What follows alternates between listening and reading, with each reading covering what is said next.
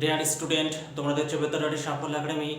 আজকে আমরা দ্বাদশ শ্রেণীর চতুর্থ সেমিস্টার বা ক্লাস 12-এর চতুর্থ সেমিস্টারের ইতিহাসের গুরুত্বপূর্ণ মোস্ট ইম্পর্টেন্ট প্রশ্নগুলো আলোচনা করব। টার্গেট 2026।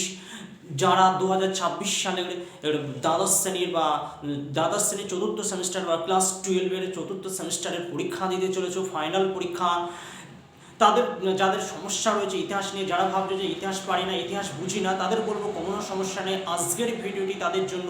এই চ্যানেলটিকে ফলো করো, এই চ্যানেলে তোমরা সমস্ত রকমের ভিডিও পেয়ে যাবে।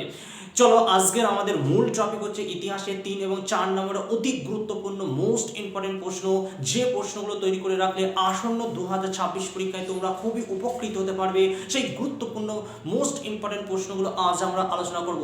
চলো, ফোকাস দাও বোর্ডের দিকে, প্রত্যেকে ফোকাস দাও। দেখো কি বলছে, দ্বিজাতি তত্ত্বের ভিত্তিতে বা দ্বিজাতি তত্ত্ব বলতে কি বোঝো, এই প্রশ্নের 3 এবং 4 নম্বরের জন্য মোস্ট ইম্পর্টেন্ট একটি প্রশ্ন।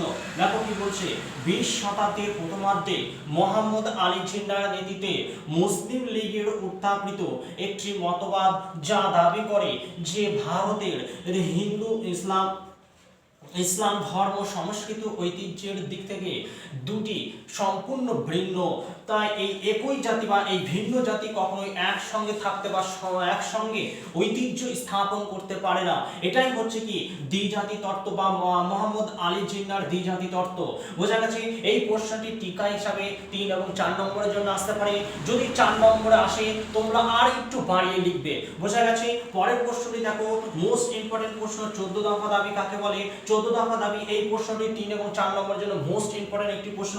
দেখো কি বলছে, 1929 সালে ব্রিটিশ ভারতে মুসলিম লীগের নেতা মোহাম্মদ আলী জিন্নাহ নেহরু রিপোর্টের 1928 বিকল্প হিসাবে এবং মুসলিমদের রাজনৈতিক অধিকার ও স্বার্থ রক্ষার জন্য যে দাবি, যে 14টি দাবি প্রস্তাব, যে 14টি প্রস্তাব রেখেছিলেন, সেই 14টি প্রস্তাবটি হচ্ছে মোহাম্মদ জিন্নাহর 14 দফা নামে পরিচিত। বোঝা গেছে?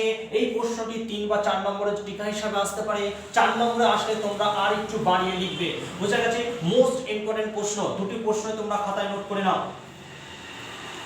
আজকে এই পর্যন্তই। ভিডিওটি ভালো লাগলে অবশ্যই একটি লাইক করো, আর চ্যানেলে নতুন হলে চ্যানেলটি সাবস্ক্রাইব করে পাশে থাকা বেল আইকনটি প্রেস করে রেখো।